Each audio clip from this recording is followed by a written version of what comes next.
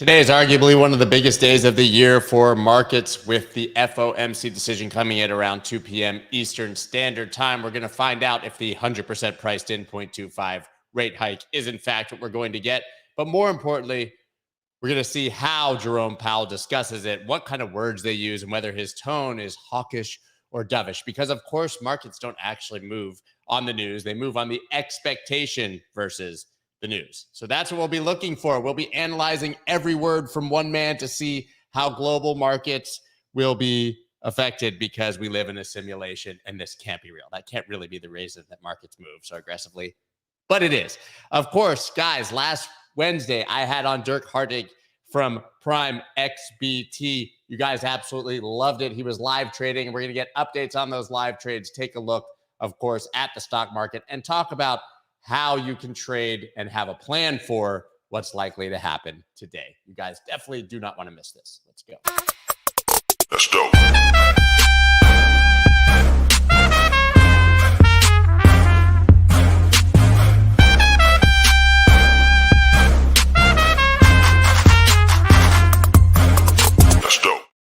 What is up, everybody? I'm Scott Melker, also known as the Wolf of Wall Street. Before we get started, please subscribe to the channel and slap the like button with all your fingers at one time and just crush your keyboard. Guys, as I said, today is a huge day and an even bigger week, right? We have FOMC today, but we also have a ECB meeting coming. We have earnings for the likes of Alphabet and Meta and Amazon and Google. I mean, basically everybody is reporting earnings this week. There's a lot of reasons to expect volatility and a lot of reasons that people are currently holding their breath right now, waiting to see what happens. As usual, if you're going to have the balls to trade on days and weeks like this, you need to have a plan for what happens if things go how you expect. And of course, if things go against your plan. But you got to have a plan either way. Of course, we are sponsored by, I always point the wrong way, PrimeXBT. You can see everything down there, and I'm going to actually let Dirk show you how to do it, because he's got access to the platform openly on the screen, and well, hell, that's just a lot easier way. I'm going to go ahead and bring him on. How are you, Dirk? Hey, everybody. Good to see you. I'm fine. Happy to be here with you again on such an exciting day. Yeah, this is a big day. We've got, I think, about 4.5 hours of markets being jittery until we see what's going to happen. I mean, I discuss this every day. My base case is sort of, we get 0.25, but hawkish tone. Yeah, right? it's like, but they don't say, hey, we're going to lay off the gas. It's over.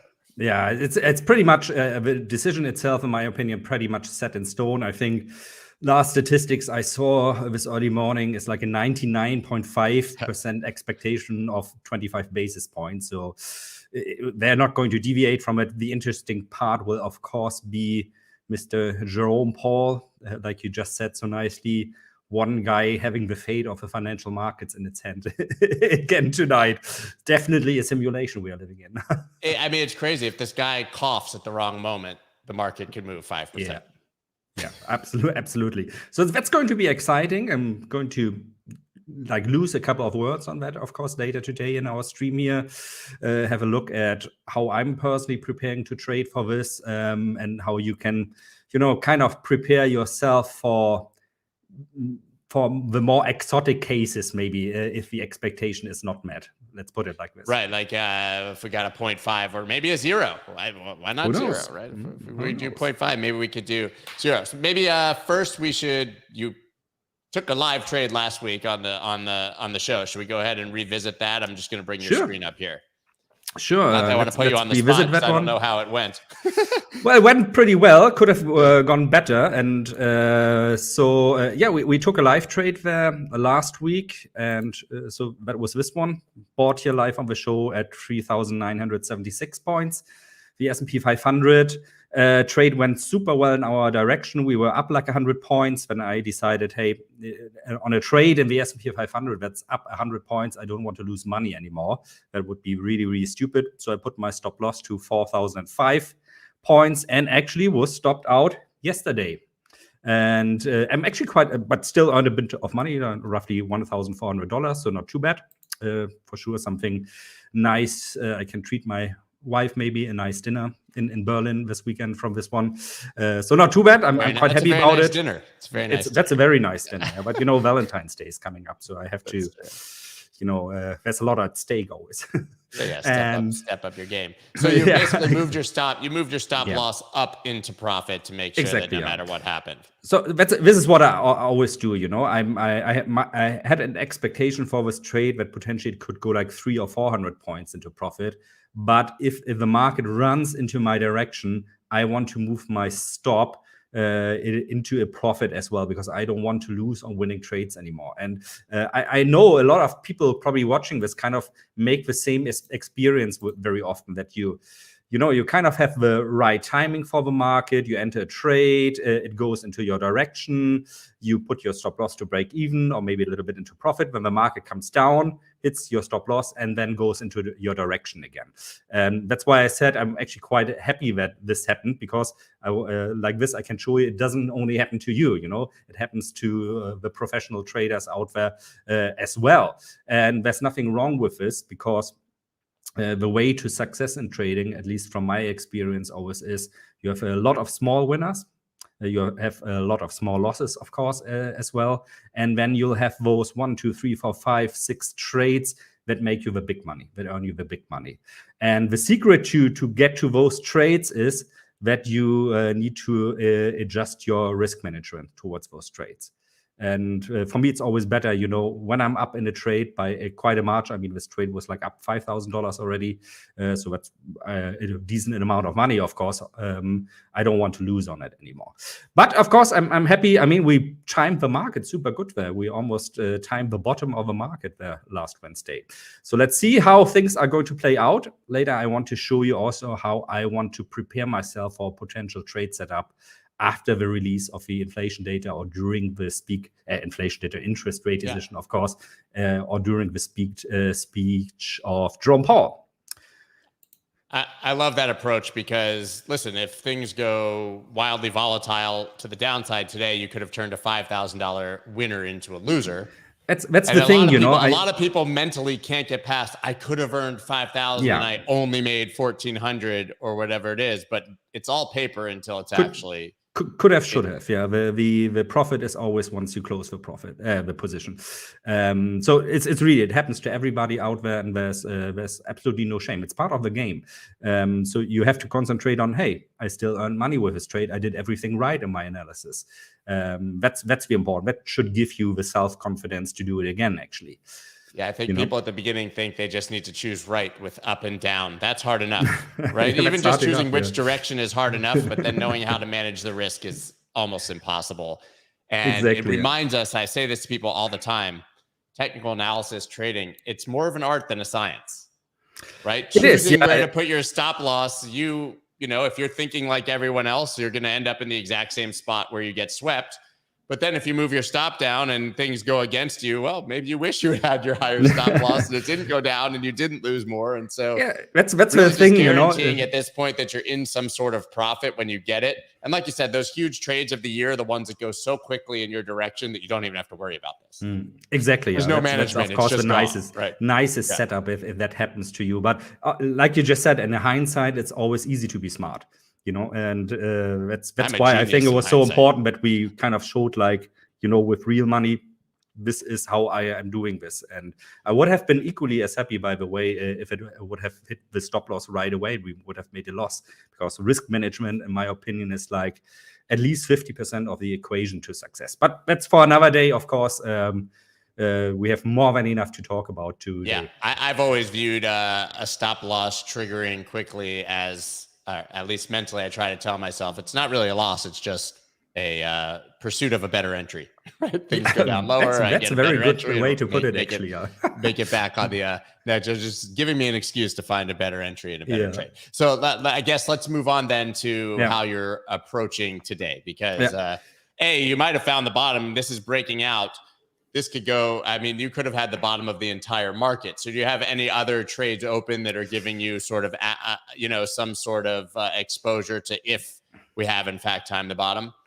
Yeah, I have. I mean, like for my long-term trading, I'm 95% invested. I've been continuously buying stocks, buying crypto risk-on assets since last year, September. Talked about it plenty. And this beginning of January, I hit the mark of 95%. So not a lot of liquidity left. January paid off big time for me. So I'm up 30%. I already thought like I should, just close everything and go on holiday for the rest of the year. Take the year off. But just sell in May and walk away. But you're just gonna sell in January and come back in January, and I don't know what rhymes with that. But no, of course, that's the thing. Once you are hooked, you're hooked. And I know myself. After a week, I get bored again, and I'm going to sit back and stare at my charts and fundamental data. But out for today, yeah. Exactly. So actually, you can first of all do two things to prepare. One thing is you should always have your account ready, that if you spot a trade, you can execute it very fast. You don't want to, go through all this deposit process, promo code process, and so on. When you spot the trade, you gotta be ready to execute when you spot the opportunity. And I know, Scott, that the viewers here, they have a promo code they can use for PrimeXBT, if I'm not mistaken. Yes, which I've never explained to them how to do because... Yeah, let's have a quick look, because, I mean, that's like up to 7,000 they can get in a bonus for their trading account. So that gives you your nice little additional cushion for your margin trading there. And maybe let's have really a quick look here how you activate this. So you have like two sections here, your wallets, which is like your normal wallet you might have on a mobile phone for your cryptocurrency. And then this margin trading section, if you don't see any accounts here, you have to click on open new account and select the currency. So I could open here one with US dollar coin. Not going to do this now. I have here my US dollar TIFA account. And if I enter the promo code here, which I think is this one, click on activate. It says not found. That's not good. Wolf of All Streets. I think it's just Wolf of All Streets. See, this comp. Yeah, we got it. There you go. You're gonna put us on the spot if it doesn't work. Not found. Yeah, that's the thing about being live, Here we go. So that's one, was it? So I have my promo code activated. I get a 7% deposit bonus, maximum 7,000 US dollars. If I fund my account now, let's say I deposit 100K on it, transfer it. I have to wait a little bit. Just a casual 100K. Exactly. You see, I have my bonus here, 7,000 activated, which means I can now trade with 7,000, with 107,000. And I think for events like tonight, the Fed interest rate decision, if you choose to trade this, it's kind of nice to have a little bit of an additional cushion on you on your margin trading account. That gives you a bit of more confidence because, like you just said, things can, especially when Powell is later talking, become very volatile very quickly, especially if he says things that the market might not want to hear. Right. Listen, if you've got a $107,000 trading account and you're actually practicing good risk management, depending, everyone has their threshold, but you're still only talking about wanting to lose $1,000 to $2,000 on any given trade. Yeah, exactly. That's 2%. So that's the people don't realize. I think one of the tragedies is that people come in and think they're going to be pro traders and come in massively undercapitalized, and they get wiped out. Lose 30 or 40% on a trade because they want to make or lose a certain amount and not base it. But you have to have an absolutely massive stack if you're going to make a ton of money. Absolutely. And yeah, I mean, I can just highlight what you just said. Don't risk like more than 1 or 2%. Everything else is like kamikaze. You're eventually going to end up blowing up your account, and you don't want to do that, of course. It's literally inevitable. But yeah, let's get this. So thank you for showing us that. Let's get into today. So how are you planning for this? And make the caveat, nobody knows what's going to happen. That's why you just got to be prepared. That's the thing, So I don't think there's any point, in like betting on how the interest rate decision is going to be, because it's pretty clear, at least for tonight, how it's going to be. You could, of course, say like, oh, I'm going to bet on those 0.5% chance that it's going to be 0.5% or 0% as a matter of fact, but it's not going to happen. So don't risk money on that. So the event itself might be actually a little bit in terms of price actions, in terms of volatility, a bit of a dud, like nothing really happened, a non-event. However, one scenario I would really favor, I in my opinion, and this is how I try to approach these release of important economic data, is I'm try to make up my mind what is Powell most likely going to say tonight, and how are the markets going to react to it. And if I look at the history of the last speeches now, I'm pretty certain that we are going to see the central statement by him again, saying like, the Fed is going to do everything that is needed to contain inflation. They are on the other side of the spectrum, like they were last year. I still remember, I think it was like in May or June, we heard something like inflation is transitory.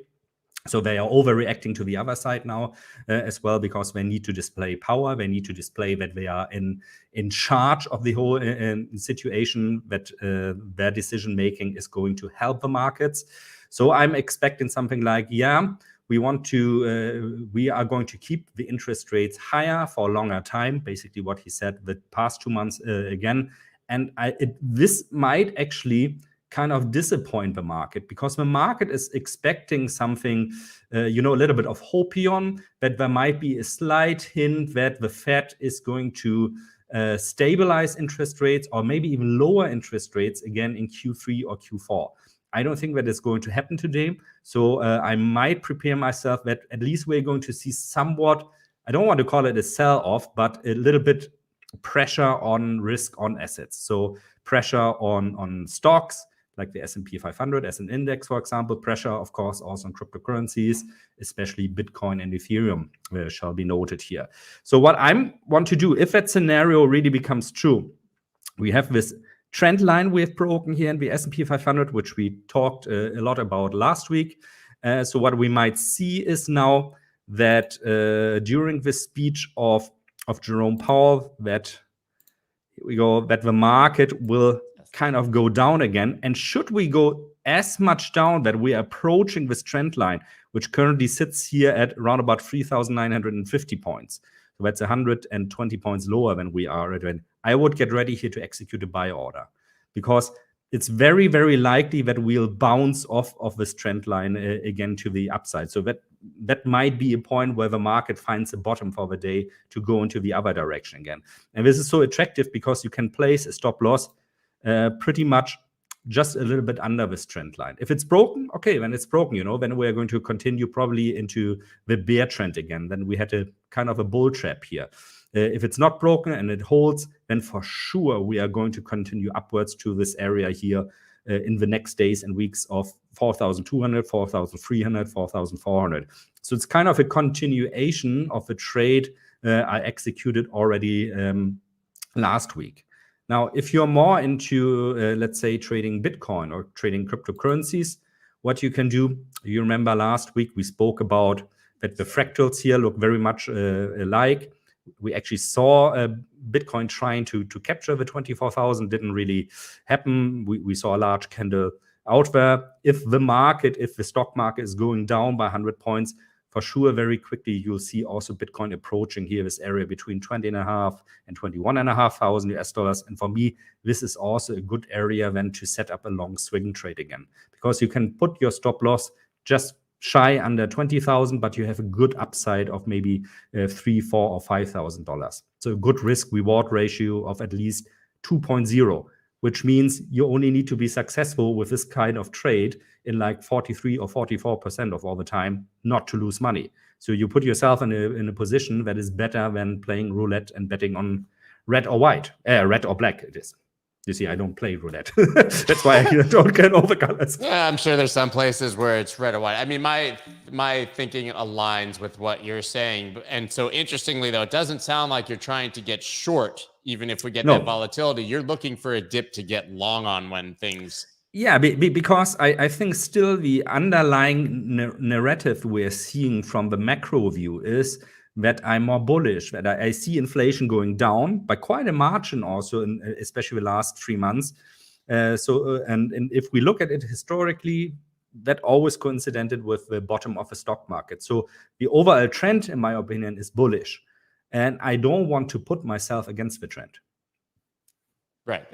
Absolutely makes sense. I just think there's a lot of people trying to scalp the short on it. And the problem is, I think with trading the short-term volatility is that even if you're right, you probably get stopped out because it whips up and it whips down. And you see, this is when you see those like Darth Maul candles people love to talk about, where you get the big wick up, big wick down, and price ends exactly where it started. Right.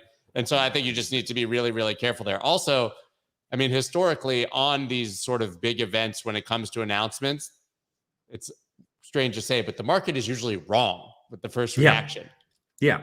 Sometimes you get bad news and you see a quick spike up and then everything dumps to hell. Yeah, right? and it's because everybody's trying to get out of their position. I mean, imagine you are, let's continue with that now. You're short in the market, and then you see something like, you know, a rate hike of a market reacting to the upside first. So everybody wants to get out. You are thinking like, my God, it's going to go up. I'm wrong. I need to get out. And this is again the scenario like, you know, you are at a party, there's a fire that breaks out, and everybody tries to get out of the door at the same time, resulting in nobody getting out and everybody at least getting injured. Or worse. So that's why I, you know, as a trader over the course of the years, you kind of go away from this action, clickety-click action. You know, I want to bet on the news to more of business decision. No, I'm not going to bet on it. I'm going to make up a scenario, what might happen. And if a scenario becomes true, I know exactly where to buy and where to sell. Right. The good news is here, if you're wrong, you're not losing anything. You're just missing the trade that you're looking for, which is meaningless. Yeah. Right. And again, if the surprise is to the upside, goes to 25, then you've made your money on the 95% of your portfolio that you've already deployed as an investment. So somebody had the question earlier. Real quick, it's Architect Jeff says, so it sounds like Dirk actively trades with about 5% of his portfolio. 95% is long-term investment. I'm sure that's not the exact numbers. That is not the exact number. I mean, like the amount of money I've dedicated to long-term investments is 95% invested. But that's its own portfolio. In cash.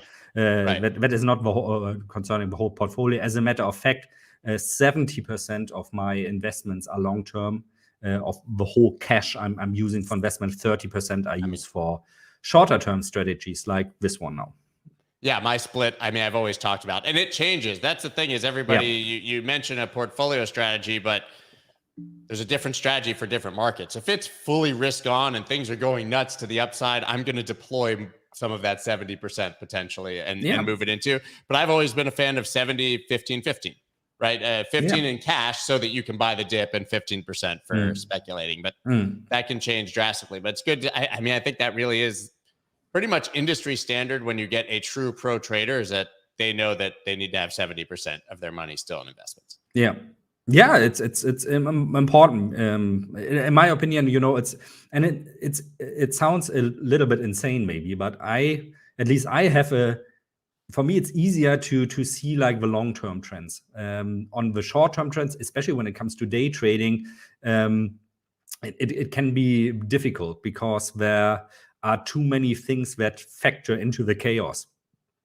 And you're very often also trading against all those AIs who are much, much better in analyzing stuff in the time that takes you to do one mouse click. You know, they've analyzed like 20,000 different scenarios. That changes in favor of the human mind if we look at long-term perspective is over 3 months. The human brain is still better there than in an AI is, by the way. Yeah, it is. And we've got a few interesting comments over here that I just want to highlight because I think it'll be helpful. Like we have, I'm 100% in cash because most people were saying that Q1 would most likely be the low. And I'm not bringing this up in any way to criticize you because I think that that's a common error. But if you're 100% in cash, this is for everyone, that means you're effectively trading with your entire portfolio because you need to make an active decision as to when to enter back into the market. And even if things did go lower in Q1, that doesn't mean you're going to actively and accurately buy the low, which is what you're anticipating. Humans see a low come in and then they go, well, I guess it's low, it's going lower, right? So for me, there's never a time I would ever be 100% in cash because that's me trying to overthink and outplay the market. No matter what, I'd still be 70% in investments. Yeah, and it kind of implies also that you are trying to time the bottom, which is impossible. I know there are many people out there that say they can do that, but they cannot. I've never in my life in any asset class met somebody that can perfectly time a bottom. You make up a scenario, and like my scenario was in September. Well, inflation is coming down historically. That means I should go slowly into risk-on assets again. I started, for example, buying Bitcoin at 30,000 again. And of course, it was painful seeing it going all the way down to 16,000. But I didn't deploy all of my cash, of course, long term in it. Same. I bought, I bought 42 that day that it went from 52 to 42, thinking I was a genius. Yeah. Exactly. Yeah. And so you want to slowly scale yourself in the market. Don't try to time bottoms. And like this, people saying your Q1 is going to be lower still, but maybe it is. We don't know, maybe there's like a surprise around the corner that is going to crash cryptocurrencies and risk on assets. Yeah, it could still go way down. It still could way down. We've seen that in other accumulation phases, especially in cryptocurrencies before the halving again. It was the same last time. But important here, I think, is that you don't FOMO into the market now. That you don't say that, I missed the train now. I could have bought at 16,500, so I'm going to buy all the way in right now at 23,000. That's a recipe for the disaster. Just start averaging in the same way that you should have before. The strategy shouldn't change just because the price is slightly different. And don't give too much on what other people are saying. That includes me, by the way. And, you have to make up your own mind. Do your own homework. Don't read too much on social media, because, we are seeing that on Twitter, for example, to the extreme again now, that the markets go up. Everybody is calling like 30,000, 50,000. I saw one guy like claiming we're going to 1 million in Bitcoin this year. It's not going to happen. No, I don't think we're getting quite sure, but I would be very happy, of course, but probably I wouldn't see the 1 million because I would sell before that. And so keep a clear mind, do your due diligence. I know it's easy to say, but you just made the best point of the whole day, though. And it's the same as not buying the bottom. It can go to 1 million, but I'm not going to be there. Yeah. Not as a trader. Like all the people, we all are so jealous of the guys who like bought Bitcoin in 2009, 2010. When I really get into a deep conversation with any of them about it, they all sold when it went to $1,000. Of course, because they couldn't imagine that something they bought for $1 went to $1,000. Of course not. If that weren't true, we would have people to the masses running around with billions of US dollars in profits now. And it's that's why, and that also ties into the importance of making up your mind to what is going to be your exit strategy for your trade, no matter if it's long term or if it's short term. And I'm pretty much a Bitcoin and Ethereum maxi, to be honest. I don't gamble so much with altcoins, but still, if we would see a scenario this year where let's just entertain this thought for a moment, where we would see a Bitcoin going to 1 million, I'm pretty sure I would be amongst those that would sell a large stash already at like 200 or 500,000. Selling, if I even would keep it that long. Selling is so much harder than buying. Yeah. That's what they don't tell you on the downside and on the upside, because it means accepting your stop loss and that you were wrong if it goes down, and going up. It's just either you sell too late or you sell too early. You just have to go with the plan that you established in the beginning. Apart from this, I don't remember the name now. Who was the person that is sitting on 100% cash? I still have to congratulate you, because that is a trading decision too, and you decided to not give into the FOMO that we are seeing as well. So that's an accomplishment. True. To still be, that's absolutely true. Do you mind if I bring up a couple more questions, sure. Dirk? Because people are asking. And so Scott asked the guest, what is his opinion if Russia and the rest of NATO escalate the war efforts? How do you think the markets would react? Also, Derek, thank you for the kind words. I did just see your comments before. Yeah. Well, the first thing on my mind was just now, I cannot say this. If that happens, we are all F. You can say it here, so it's fine. We are really all fucked. I'm sorry to be that blunt, but if that happens, if that escalates, we have a whole of other problems beyond markets, our daily life and struggle, and then thinking about our investments, because probably we'll have to think either hopefully not dying from radiation poisoning or perishing when a nuclear bomb is dropped on you. or struggling how to find food tomorrow. Or maybe you're sitting somewhere, or you'll be sitting somewhere in a trench with a machine gun in your hand aiming at somebody. If that happens, everything is going to crash. And like I said, it won't matter anymore where you invested, because everything will be gone then. You're going to fight for your survival. It's a World War III scenario. Really, yeah. And I mean, especially for me, I live in Berlin, so I would be amongst the first people who get a nuclear bomb dropped on their head. Right. Yeah. Not a scenario we want to discuss. Here's another practical question. I know you're an ETH maxi, so you're looking at it. Where would you get long ETH, please? Well, the same. I would first of all see now if, like today or the next days, we are hitting this range of 20.5 to 21.5 thousand US dollars in Bitcoin. Instead of Bitcoin, in that case, you could also buy Ethereum, in my opinion. I mean, to be honest, to the upside, usually Ethereum has performed better than Bitcoin in the past 6, 7, 8, 9 years since Ethereum is around. So you have a specific chart for it, though, like where you would be looking at it? Or can you take I don't. I usually base my analytics on Bitcoin, but if you compare the charts now, they are pretty much the same. There's not so much different. So totally fine if you say, like, I want to buy Ethereum instead of Bitcoin, you can do that. However, I still would base, at least in this bear market scenario we're still in with cryptocurrencies, I would base my analysis always on Bitcoin, because Bitcoin is going to show the direction, and every altcoin out there is just going to follow, which is especially true at the moment. We are in a Bitcoin season again. We are seeing Bitcoin dominance going up. Bitcoin has more influence on the markets. It's going to change again when we're going to an altcoin season, of course. Right. So I think if we get a drop in Bitcoin, you get a slightly larger drop in Ethereum. I mean, for me, I just would have, I guess I'll make it glaringly red. But I'd say the obvious area would be sort of the top of all this accumulation. So maybe 1350. 1,350, something like that at the top, because that's all of this as well. And for anyone who's asking, I am long. I've kind of publicly had drawn this circle with Crypto Burb and Big Cheds while we were on here ages ago. I bought at 1284 and have just been kind of riding that. I didn't catch all of this bottom, and I'm also long from like 30 bucks from my original positions.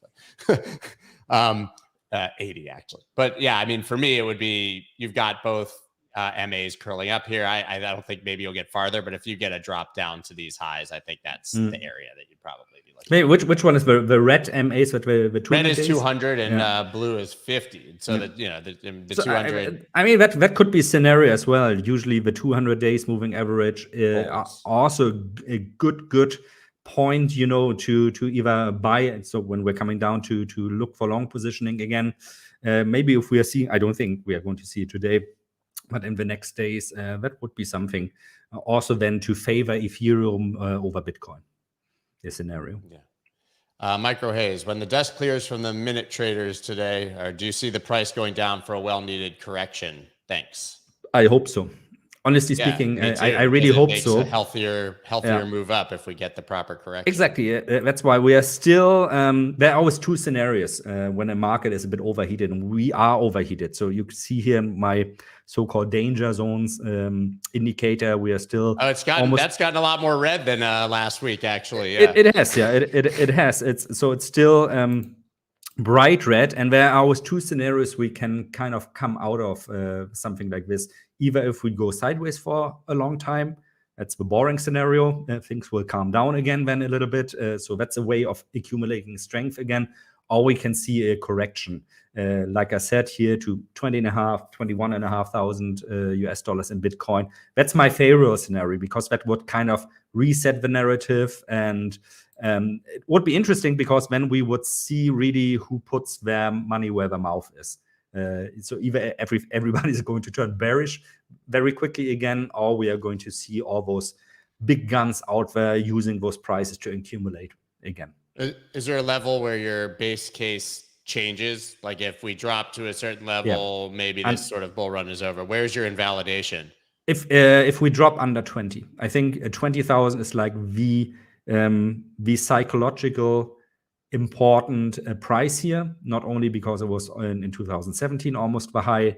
It also, when we went over 20,000 in the last bull run, that was when things really started to kick off again in terms of bullish, for the bullish cycle of Bitcoin. So if we see a close for a couple of days under 20,000, I'm actually pretty certain we are probably going to test the lows then again. Yeah. So anything else that you're looking at before I let you go, since I know you have trading to do? No, that's I may have missed. That's the scenario. So I'm going to focus on the S&P 500 tonight, on Bitcoin. Those are the two assets to watch. If I see, like in terms of cryptocurrency, let's say from the top 10 of cryptocurrencies, like somebody who is like leveraging down to by a large more margin than Bitcoin is, I might also throw some money at this. Because the pullback probably is going to be as high. But I would be very careful with that.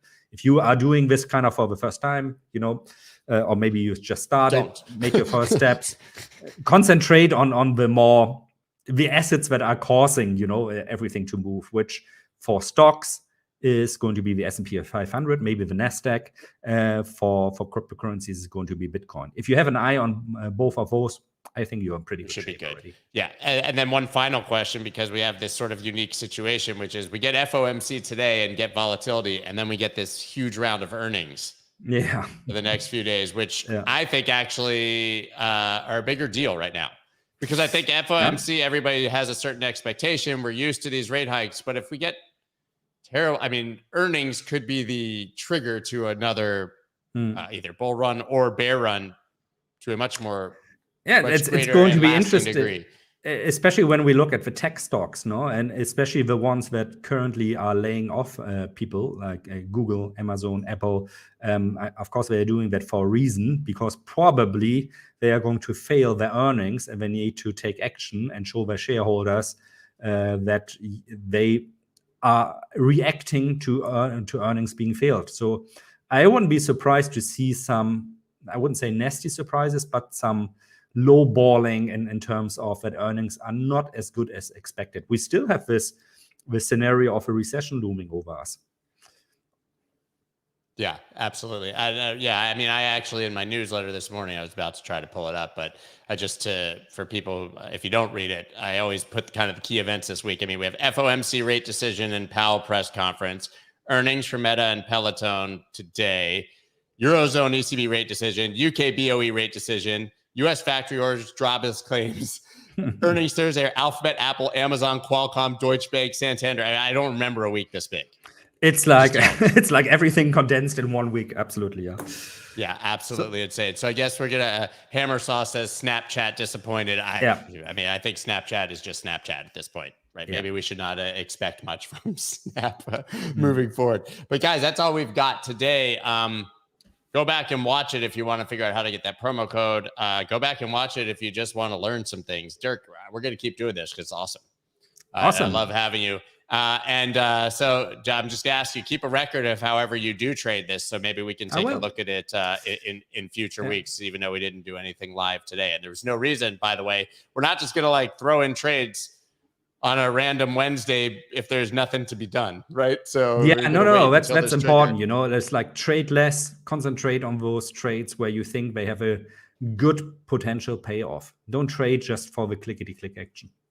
Absolutely. Guys, I will not be here tomorrow. We usually do our roundtable on Thursday, but I am going to be indisposed. So I will be back on Friday, and we're going to have Dirk back, of course, soon, man. Thank you very much, guys. Please check out PrimeXBT. Of course, it's right down there in the description. Dirk, thank you once again, everybody. I will see you on Friday. My pleasure. Take care, everybody. Thank you.